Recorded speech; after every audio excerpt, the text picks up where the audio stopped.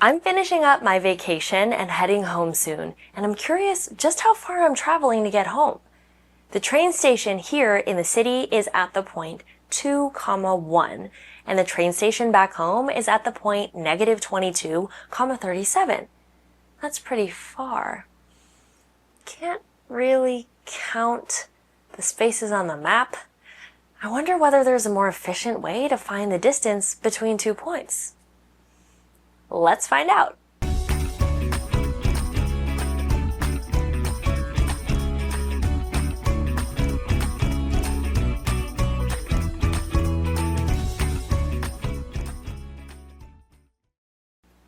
We found quite a few distances last time, all by using the Pythagorean theorem. Could we use the Pythagorean theorem to find the distance from the train station to my house? I'm sure we could, but counting all of those spaces might take a while, and I could accidentally make a mistake.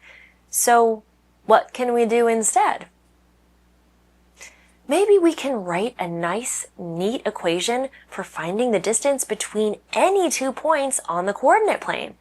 This will be especially useful when we need to find the distance between 2 points and it's too tricky or inconvenient to graph and count the spaces, like for my journey home.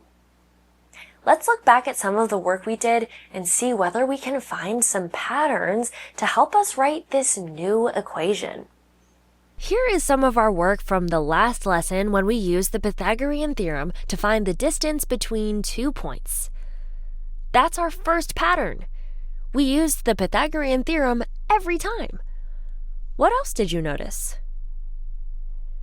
Our goal has been to find the hypotenuse of the triangle in order to find the distance between 2 points.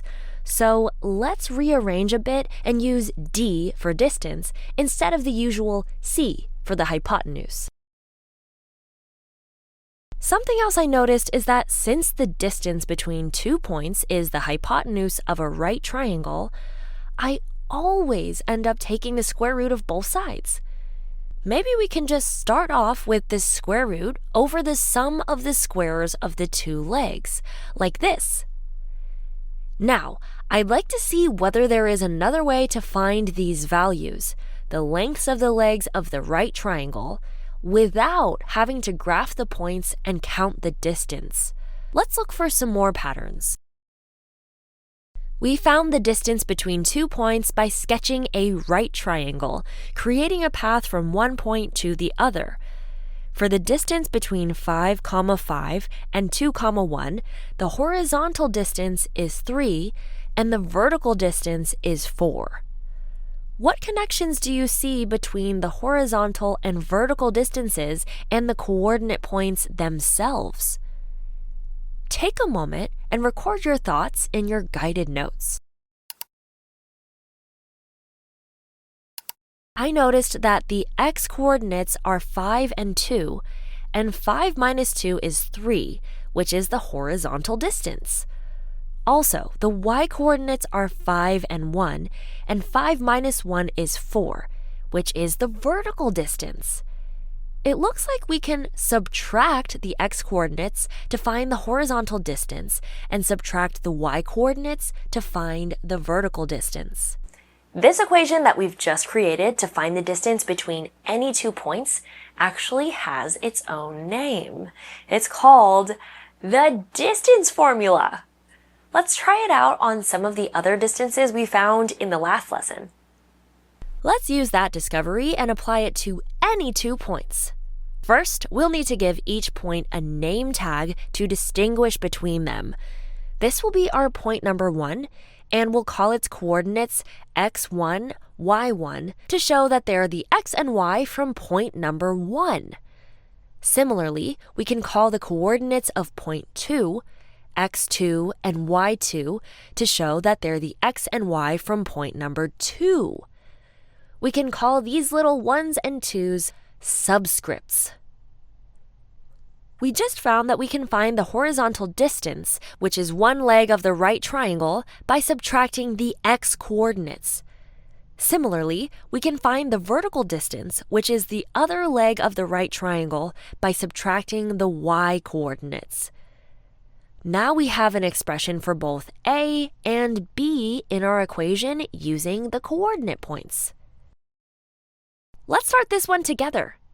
We want to find the distance between the points 5, 5 and -2, -1 using the distance formula.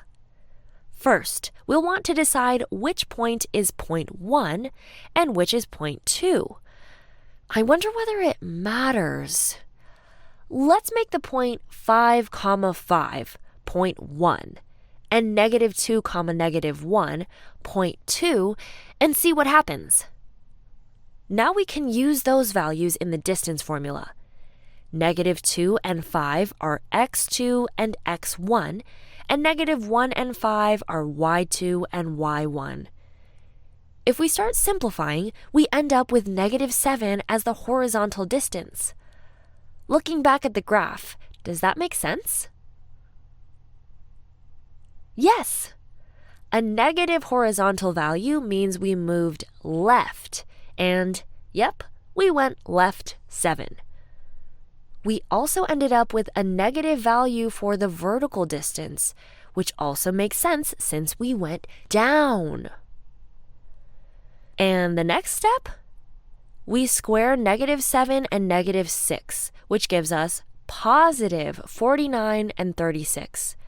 Then add those together, which gives us a final answer of the square root of 85. So, what would happen if we swapped point 1 and point 2? Will we get the same result? In this case, we'll do 5 minus -2, which is positive 7, and 5 minus -1, which is positive 6. This also matches our graph. Starting at -2, -1, we would go up 6, which is positive, and right 7, which is also positive. When we square 7 and square 6, we get the same result as when we squared -7 and -6.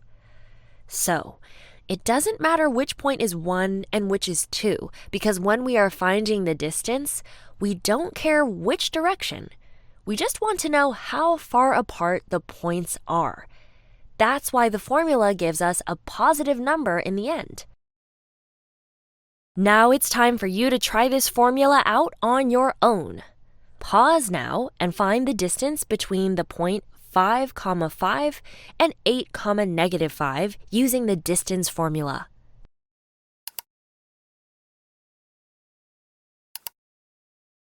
Let's see how you did. First, we have to decide which point is point 1 and which is point 2. And remember, it doesn't matter which one you used. I'll make 5, 5 point 1 and 8, -5 point 2. Then I can place each value into the distance formula. 8 minus 5 is 3, and -5 minus 5 is -10.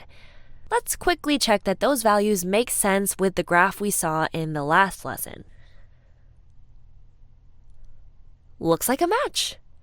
Now we can square 3 and get 9, and square -10 and get 100. Adding those together gives us a final answer of the square root of 109, just like we got when we used the Pythagorean theorem.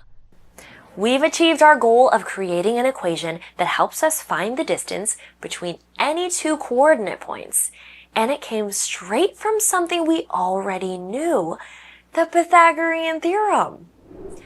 I've got to catch my train back home, so I'll let you calculate that distance on your own in your guided notes. And make sure you finish up these notes before you attempt the online practice. Math can take you anywhere. Keep exploring. Hey, hey.